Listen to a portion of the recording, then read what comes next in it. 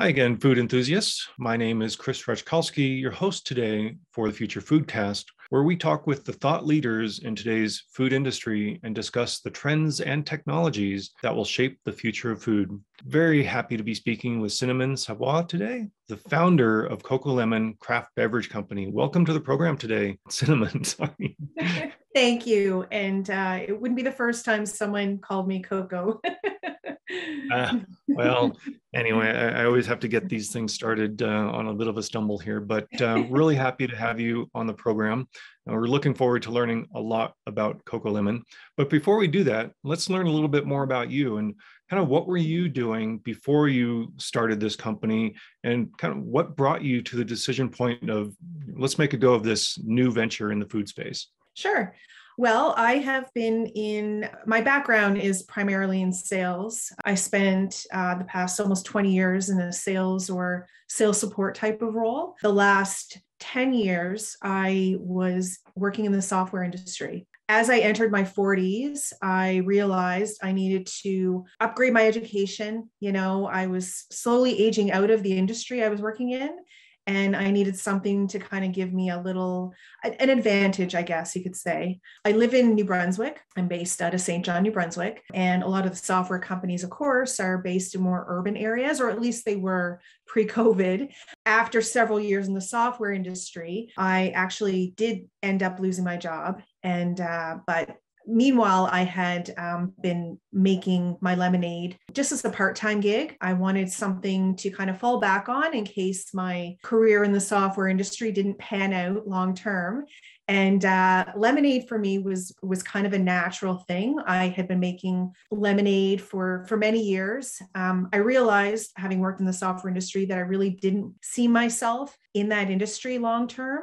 So I spent some time trying to kind of think about, what do I enjoy doing and what can I see myself doing long term? And I knew it was something to do with the food and beverage industry. I kind of stumbled upon lemonade because, like I said, I'd been making it for a while. I was online one day and I came across a recipe for a jalapeno lemonade. And I thought, well, that's different, and it really struck my curiosity. So, I started Googling different recipes, and then that's kind of how I started selling it in our local markets here in New Brunswick and in St. John, New Brunswick. So I started off in a small little market. It was a winter market. So I kind of thought, well, this would be a good opportunity for me to test my idea instead of, in the middle of summer at some sort of festival with thousands of people. I wanted to make sure, that I was spending some time to really kind of gather a lot of the marketing insight and see if consumers really wanted it. So I started selling it in the wintertime. It turned out to be, more of a bigger success than I had really thought about or anticipated. Some of my regular customers were asking me, where can I buy this after the market ended? So it kind of grew from there. Like I said earlier, I ended up losing my job in the software industry, and I was unsure what my next steps were. So I reached out to an old colleague of mine who worked at our local economic development agency in the city. And he put me in touch with a program that had started called the Venture Validation Program. And what that program allows entrepreneurs to do is to enter the program with an idea, work through the process of understanding, is it a business idea, or is it just like more of a hobby type of idea? We were matched with mentors. We went through financial projections, building business plans, marketing plans, etc. So that's where it started. It wasn't something that I had thought about, years ago. I just kind of stumbled into it. Yeah. So that's kind of the, how it started. And from there, I officially launched it last January in the middle of winter, in the midst of COVID, which is probably not a little bit of an unusual time to start a business such as lemonade. But at the same time, it turned out to be a really great time because in our community, there's been a huge push to buy locally sourced products, huge push towards supporting local businesses. So I was really fortunate that a lot of the the smaller, markets, retailers were really open to accepting and giving our product a shot, so Right. we spent some time promoting it on social media, and, word of mouth, it kind of grew. And now we're into almost 100 stores throughout New Brunswick, and we're just starting to enter into Nova Scotia. And so it's been a great learning experience, and it's been a lot of fun too along the way. Yeah, it's a great background, of course, and inspiring. And it's been interesting to see on this program, the Future Foodcast, that there are quite a number of people like yourself that have successful first, second, or third careers. Mm-hmm. And at some point, for a whole range of reasons, of course, they say, I'm going to go do what my passion is. By the way, that means I'm going to start a business in the food sector, and something that they've been doing, as you were, maybe almost as a hobby, but a personal interest for some time.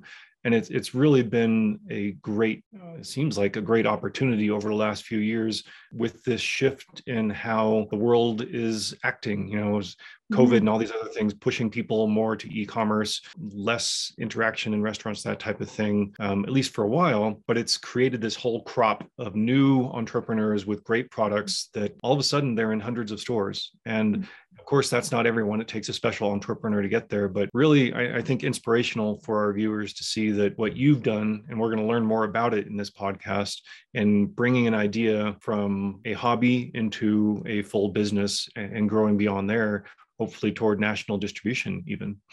Yeah. So, and just so people understand, not everybody might know where New Brunswick is. We do get viewership a little bit globally and across North America significantly. You're pretty far east and a little bit isolated out there. You're selling a product that's based on lemons. So you definitely have some supply chain to manage. But as I want to hear more about your product, because you also mentioned a hot topic, which is local sourcing. Consumers are very, very interested in that these days. So you have an interesting product that's a blend of essentially an international supply chain for the base, but also using a lot of local ingredients to make a very, very special product. So maybe tell us a bit more about your products and what it's made up of and how you blend that international and local supply. Yeah, absolutely. I guess if we kind of took a step back and look at why lemonade on in the east coast of Canada, in a province that very few people have actually heard of or can point out in a map. Having worked in the software industry, worked with a lot of people in the technology industry, the natural kind of progression for a lot of people that really want to become an entrepreneur is really, let's develop an app. What kind of app? How can I make the world a better place using the knowledge I already have? For me, I wanted something completely out of the app area, out of the software industry.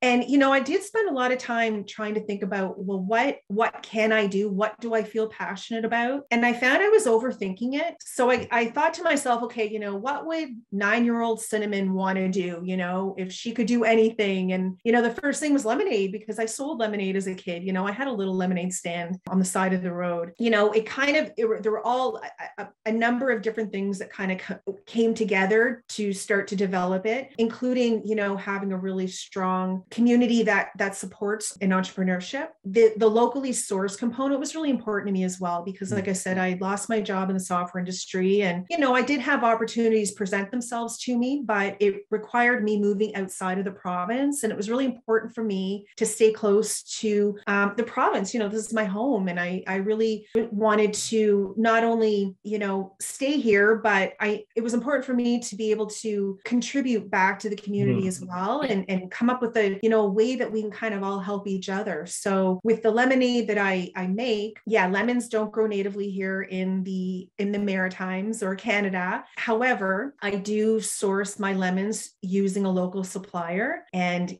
they are sourced internationally. So I am supporting our local distributors and wholesalers here.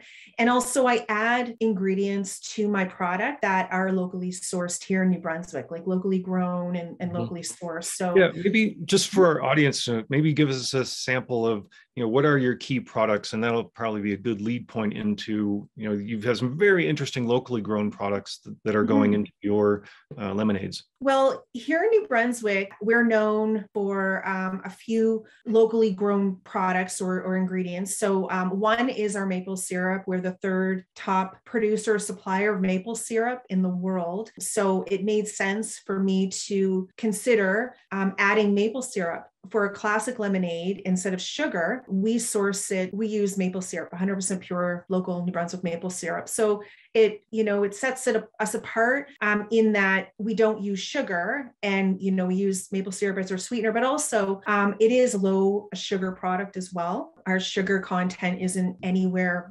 above 12 grams per serving. We also have a blueberry lemonade, and our blueberry is made with 100% pure local blueberry juice. And Nova Scotia is known for their source and supply of blueberries. And then finally, our cranberry would be our third kind of flagship product. And again, New Brunswick, we have a huge cranberry industry here. And so, it's easy for us to, look online and find any number of cranberry farms if we require any cranberries. It's a great, I think, lesson also in utilizing local resources.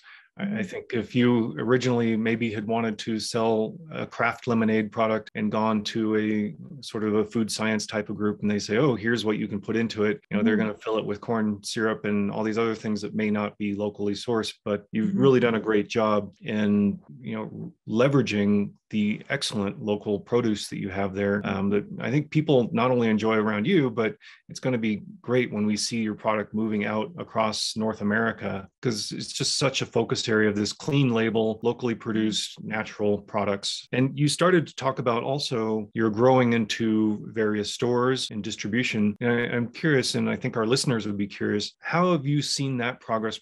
What are the barriers that you've had to get through to go from locally selling at almost a trade fair, if you will, to getting into real retailers? That's a huge barrier to jump through. Yeah, I mean, it is challenging. One of the biggest challenges, I think, is actually getting my product to the stores. Living in New Brunswick, some of the larger, our larger cities, the stores are a lot closer together. But some communities, it could, require an hour and a half drive, just to deliver a product. So you really have to weigh the pros and cons and really understand your distribution network as well, and your delivery methods. If you decide to deliver yourself, do you have the bandwidth? Do you have the capacity? Do you have, the employees to drive, or are you going to outsource that as well? So, I think the biggest challenge would be the delivery component when it comes to identifying the retailers or targeting the retailers. I think you really need to be strategic and understanding,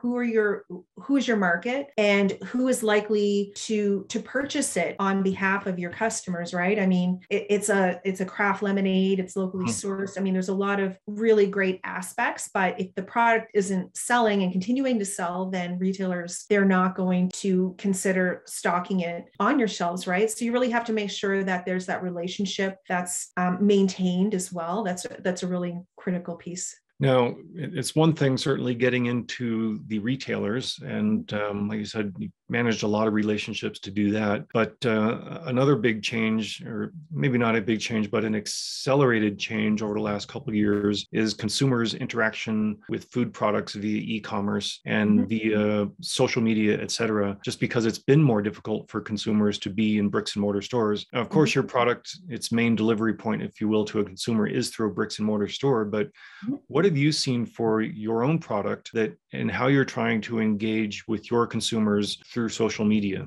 Yeah, it can be challenging because you certainly don't want to compete with your retailers. So I think it's important to be creative and offer alternatives. So, for example, we offer retailers, our product is sold as a single ready to drink product, right? Online, you can purchase a package of 6 or 12 or a case of 24 products. products. We also offer a sampler pack with, a reusable cooler bag. So we try to be creative in our offering for our online, because you're absolutely right. With ever since COVID, the demand for e-commerce and online purchasing has gone through the roof, right? So that is one of our channels as well. So we do offer, home delivery. It is, outside of our kind of immediate delivery area, one of the challenges is the cost of shipping as well, right? Mm-hmm. So, we can offer a product nationally, anyone across Canada, and I suppose internationally as well. However, the cost is quite significant when you're shipping smaller quantities to, a residential address. In some cases, it costs more than the actual product itself to ship it to a residential address, right? So I think that's a challenge across all industries right now. And, there are kind of strategies and different plans in place, but one of the biggest challenges by far. Sure. Well, it's interesting you brought up this point of sort of competing for the customer's eyes, and between you wanting the customer's eyes on your product, but then you've got retailers that are your partners, and there's a delicate balance between distracting from the consumers, focusing on store X where your product's being sold versus just focusing on your product. How do you, I would say, balance that? And is this something you're doing in reaching out to customers sort of with direct media, or not media, I guess, but advertising on the product itself? Or are you using more of social media as a vector for getting in contact with your customers? Yeah, social media has been a really great medium for us in terms of advertising and promotion. If somebody were to message me and say, I would love to buy your product, where can I find it? I always direct them to our website. And on our website, we have the two options, do you want to purchase online, or, here's a list of our retailers to find someone near you. So we want to make sure that consumers have a place and an option to purchase. We do, if we know, for example, that they're located in a city and there are 3 or 4 stores carrying the product in that city, then our first step would be to refer them to our retailers, and then otherwise purchase online. And it benefits the person if they go direct to the retailer, because first of all, they're saving in the shipping cost. And, when they're on site at the retailers, there's an opportunity for them to spend on other products as well, right, while they're in the store. So, it works out to be a win-win when we push towards the consumer purchasing direct at the retailer level. Okay. Now, one thing we've heard from a number of, especially entrepreneurs that are getting started in the past several years, is these individuals or groups have a great passion for their food product. They're very interested in the quality, how it's presented, and how people perceive it. And we're talking about social media and activity there, but you maybe are fortunate in having some background in the IT space, but a lot of people don't. And we've heard often that this is a little bit of a challenge for the entrepreneur who really wants to focus on food, but they're being distracted by this marketing that they have to do in the social media space. How have you addressed that in terms of your maybe benefits or advantages, or your challenges in dealing with the social media as a marketing vector? Yeah. As an entrepreneur, you're kind of pulled into so many different directions every single day, right? And there are a lot of hats that you have to wear that maybe you really didn't think you might have to. For me, outsourcing has been really key, and really kind of looking internally to understand, okay, where are my strengths? I was in the software industry. In fact, it was a social media industry, but I wasn't, it was the analytics. So understanding what's working well, where's the audience and so forth, but it wasn't around content creation. So I still struggle with that component. There are marketing agencies out there that, that's their area of expertise. As a small business owner, if you don't have the capital, there are other resources. You can look up 1,000 ways or 1,000 ideas for a social media post, right? I've got all of that information. I still struggle with it, right? So I think the only way to kind of overcome that and be successful is to be disciplined and have a set time and a plan, whether it's weekly or monthly, so that there's no guessing, right? So if this week that, Valentine's Day is going to be on the 14th, well, therefore I need to, post about Valentine's Day and here's my theme. And so, it's really important important to kind of take a step back, have time dedicated, whether it's once a week or once a month, to really plan out what you're going to do in terms of social media or advertising or promotion. I think that's the only way, because like I said, pulled in so many different directions on a daily basis. It's really easy to push it aside and forget about it. I'm guilty of it. And I think a lot of other people are as well. Yeah. And, like you said, it's discipline, and you obviously have that in growing a successful business, but, you're dealing with this, we say social media, but it's really a fractured space with lots of different channels, and you have to select what you're going to work on. But it sounds like it's working out for you, and you're obviously getting good traction with customers, or you wouldn't be in hundreds of stores. So I think we talked a lot about, if you will, the downstream side of your business, how the product goes from you through retailers into customers.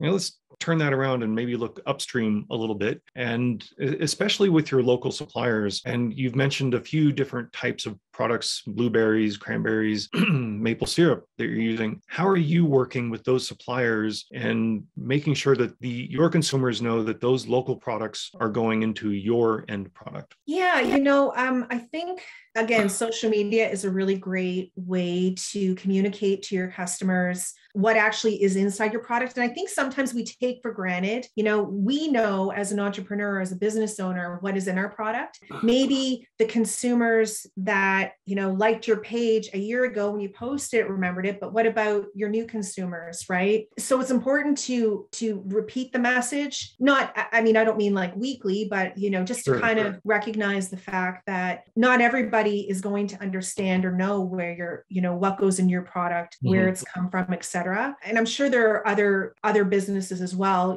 It's important to have a good supplier network. So with that, like for example, for my maple syrup, I work with several different suppliers because there are issues that come up. Like I just had an issue that I was dealing with the other day where I placed an order for, some product, and they're pretty much stuck until a sanding truck is able to, get down their road, because it's just solid ice, and they've been at a standstill for 2 days now. They're, we buy direct from a farm, so there's no regular city maintenance like we would be fortunate to have in a larger city, right? So there's a lot of other issues that you may have to kind of address that you wouldn't really expect to. So even though I am sourcing it locally, I still have to make sure that I have several different options in case something like that pushes back production, which could, potentially impact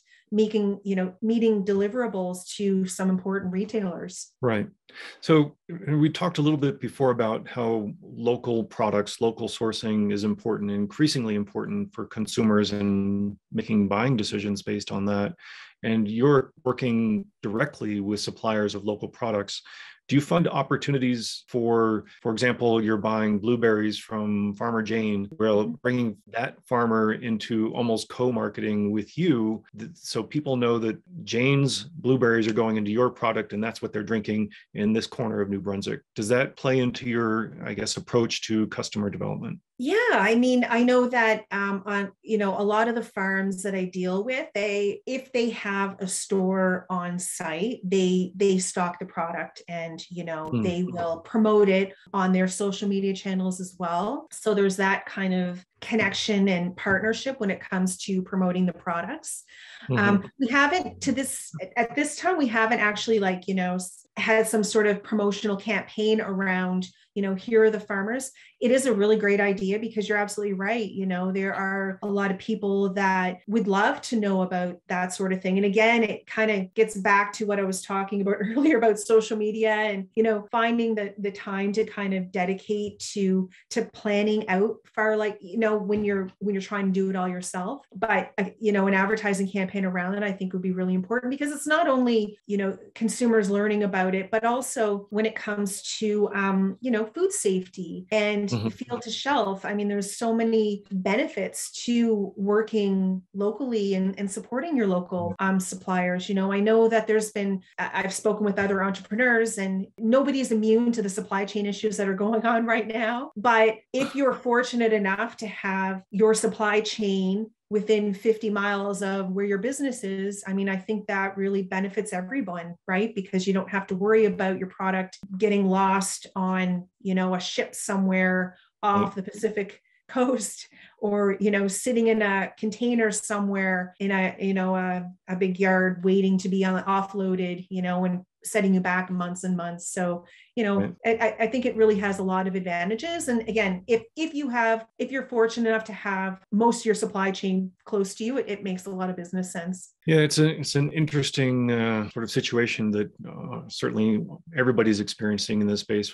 As you mentioned, the supply chain challenges, but at the same time, to a large extent, the small, medium-sized producers, your supply chain management, each one is siloed, if you will. So you're dealing with, a bunch of different suppliers, but others like you are dealing with them, but it's all siloed. And I think there we see this disparity between the really large producers where everything is aggregated through distribution centers, and there's a cost advantage there, balanced with your situation where you've got a great supply chain, but you essentially have to do it all the heavy lifting yourself. It seems like there's an opportunity for this sort of low middle market or low volume, middle volume market where there's an opportunity for a platform with you're buying from a particular blueberry supplier, and she should be having access maybe, or would have access to all sorts of others through a platform like that. But right now it's in your little silo for how you manage it on an Excel sheet or whatever web cloud service that you're using. Right. Yeah, absolutely. And it's interesting you say that, because before starting the business, in the software industry, thinking of, wonder if we could, trying to come up with an idea for an app. Now that I'm in this industry, I can see there's a lot of opportunity for technological improvements or using technology to improve, like you said, like supply chain issues or challenges. So, yeah.